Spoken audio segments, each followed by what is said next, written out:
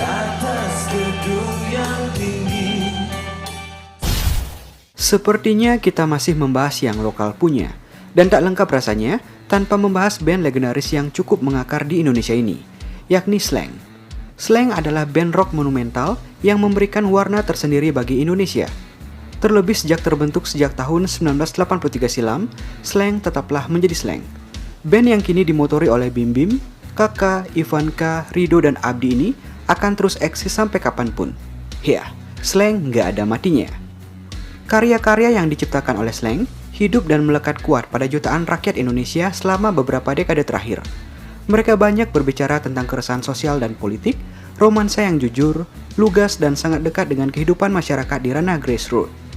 Oleh karena itu, peran Slank pun menjadi cukup vital bagi para penikmat musik dalam melandaskan berbagai kepentingan mereka. Dan kali ini, kita akan sedikit membahas formasi yang pasti paling diingat dan dirindukan oleh para Slankers, yakni Slank Formasi 13. Seperti apa ceritanya? Yuk langsung saja kita bahas. Bentuk kecintaan Bim Bim terhadap Rolling Stone pada zaman sekolah di SMA Perguruan Cikini dimanifestasikan menjadi grup bernama Cikini Stone Complex pada tahun 1983. Usia dari grup ini nggak lama, karena mereka benar-benar tampil dengan serba seadanya saat itu, tanpa bekal musikalitas tinggi dan alat yang memadai. Solidaritas dan bumbu pertemanan ala persaudaraanlah yang membuat Bim Bim dan kawan-kawan akhirnya berhasil untuk membentuk embrio Slank formasi pertama. Adalah Erwan pada vokal, Bongki pada gitar, Denny pada bass, dan Kiki pada gitar yang resmi menjadi formasi perdana Slank untuk menemani Bim Bim dalam bermusik. Sejak saat itu, mereka terus aktif untuk mencari panggung meski harus terlibat proses bongkar pasang personil untuk menemukan soliditas hingga 6 tahun lamanya. Selain karena panggung yang dirajai oleh pertunjukan rock maskulin yang didominasi oleh God Bless, Slank juga struggling untuk mempertahankan personilnya. Bahkan, Slank juga harus kerap kali mencoba vokalis cewek. Sebelum akhirnya pada tahun 1989, setelah Wira Satriarji alias Kakak, yang saat itu berusia 16 tahun bergabung sebagai vokalis, barulah Slank berhasil menemukan formasi yang solid dengan komposisi Kakak pada vokal, Bim Bim pada drum, Bongki pada bass, Indra pada keyboard, dan Pai pada gitar. Ya, inilah Slank Formasi 13, formulasi terbaik yang diidamkan oleh Bim Bim. Membekali diri dengan marwah rock and roll yang ngehek dan serba idealis, Slank pun gagal untuk menjadi langganan panggung. Era festival yang menjadi primadona saat itu justru menjadi alasan tersendiri bagi Slank yang gak pernah menang. Butuh hingga 7 tahun lamanya, sampai Slank akhirnya berhasil melahirkan debut album Sweet Sweet Hehe Gadis Seksi sejak terbentuk pada tahun 1983. Berkali-kali, demo lagu-lagu dari Slank nggak ada yang nyangkut di label rekaman dan produser nggak menyurutkan niat dari Bim Bim dan kawan-kawan saat itu. Beruntung akhirnya mereka bertemu dengan sosok bernama Budi Susatyo yang dengan jelinya melihat potensi Slank kala itu. Singkat cerita, Budi Susatyo yang juga menjadi desainer cover art pertama bagi Slank di debut albumnya. Intuisi Budi terbukti, album yang menghasilkan hits Memang dan Maafkan ini pun berhasil meledak di pasaran.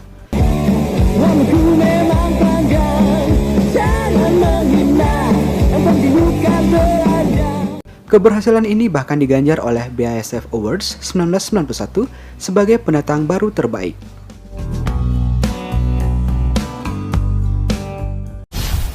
Dengan formasi ke-13 ini, Slank semakin terkenal sebagai band yang liar, brutal, dan sangat mencerminkan tingkah laku anak muda di masa itu. Sejak itu pula, rumah Bim Bim di Jalan Portal 3 nomor 14 Pancoran, Jakarta Selatan dijadikan markas Slank dan kroni-kroninya. Kesuksesan album pertama Slank menjadi titik balik bagi Slank dalam menelurkan album-album selanjutnya yang dibumbui dengan perkenalan mereka dengan substansi kimia berbentuk putau dan zat kimia berbahaya lainnya. Adalah album Kampungan tahun 1991 yang menjadi gerbang awal Slank dalam membuka jalan sejati dari istilah seks, drug, and rock and roll yang terkenal itu. Album yang diganjar BASF Awards untuk album penjualan terbaik kategori pop rock ini diisi oleh hit menawan seperti Terlalu Manis dan Mawar Merah.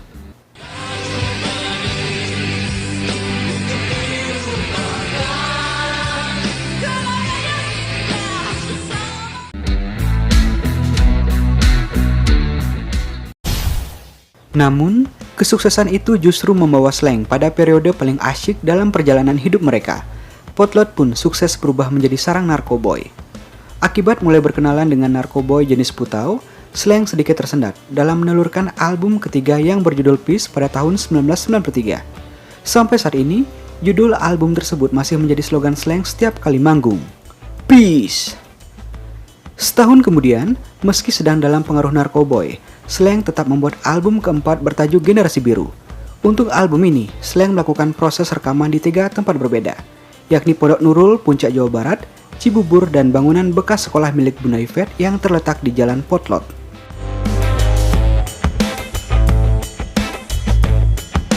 Album terakhir Slank dengan formasi 13 adalah album Minoritas yang dirilis pada tahun 1995. Album dengan single andalan berjudul Bang Bang Tut itu dibuat kala para personel Slank sedang dalam masa kecanduan narkoba yang cukup berat.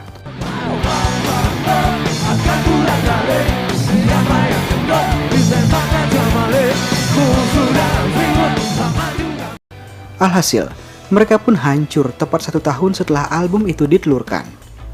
Lama-kelamaan, pengaruh narkoboy kian memperburuk kondisi Slank. Kekompakan mulai pudar, kerap terjadi perselisihan, dan masing-masing personil kurang membagi waktu untuk Slank.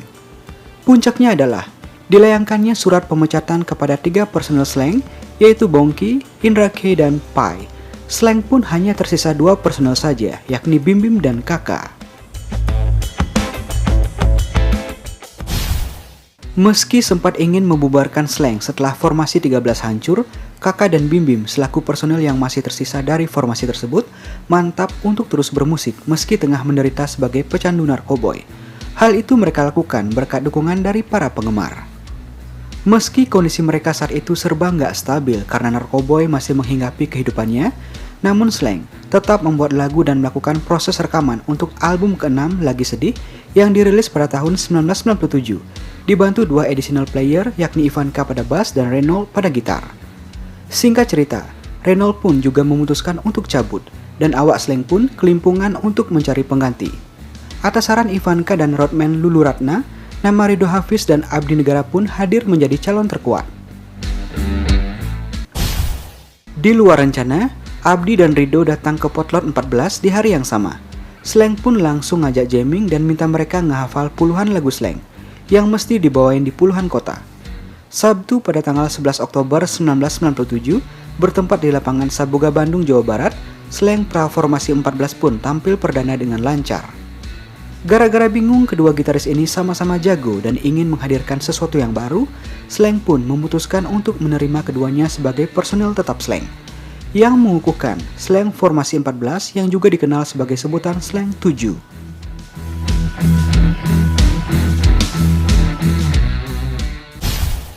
Pada tahun 1998, tepat pada peristiwa digulingkannya Presiden Soeharto mengakhiri era Orde Baru, Slank menelurkan 2 album sekaligus, yaitu 7 dan Mata Hati Reformasi. Dalam kedua album ini, sejumlah lagu seperti Bim Bim Jangan Menangis, Balikin, dan Funky Junkie berhasil menjadi lagu andalan anak-anak muda di era itu. Setelah pada tahun 1999, Slank menelurkan album ke-11 bertajuk 999+09 dalam 2 versi, yakni Abu-Abu dan Biru. Setahun berikutnya, album Virus meledak di pasaran pada tahun 2001. Album ini merupakan album pertama Slank setelah Kaka, Bim Bim, dan Ivanka berhasil lepas dari jerat narkoba yang menghantui mereka.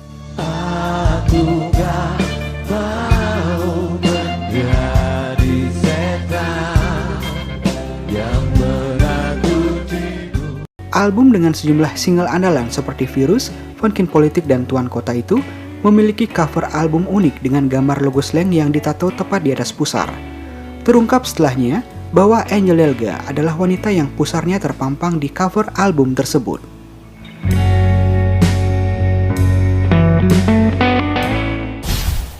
Oke, kembali ke Slank Formasi 13. Harus kita akui, para personel Slank kala itu yang masih berusia sangat muda tersengat star syndrome. Album-album yang selalu meledak dan banyaknya fans yang tersebar di seluruh Indonesia membuat para personel Slank saat itu yakni Kaka, Bim Bim, Bongki, Indra K, dan Pai lupa daratan. Bongky, Indra, dan Pai yang akhirnya membentuk Project BIP bersama vokalis ternama Ipang juga berhasil lepas dari Narkoboy sehingga masih bisa terus berkarya di industri musik Indonesia. Ngomongin slang, tentu nggak akan pernah cukup waktu, apalagi hanya beberapa menit untuk menceritakannya secara panjang lebar. Singkat kata, perjalanan panjang dari slang pun secara nggak langsung melibatkan mereka kepada banyak variabel yang menentukan bagi dunia hiburan di Indonesia. Diskografi sebanyak puluhan album studio menjadi bukti nyata bagi slang untuk mengarungi karir mereka yang solid selama hampir 4 dekade. Yang terbaru, slang baru saja menelurkan album berjudul Vaksin yang menangkap fenomena sosial dan politik di masa pandemi. Selalu ngikutin apa yang terjadi di dunia dan menuangkannya ke dalam sebuah karya, jadi sesuatu yang bisa kita contoh dari slang. Lalu, formasi slang era mana favoritmu? Komen ya di bawah. Dan salam slankers! Salam rock and roll. Sorry tenggorokan lagi batuk bro.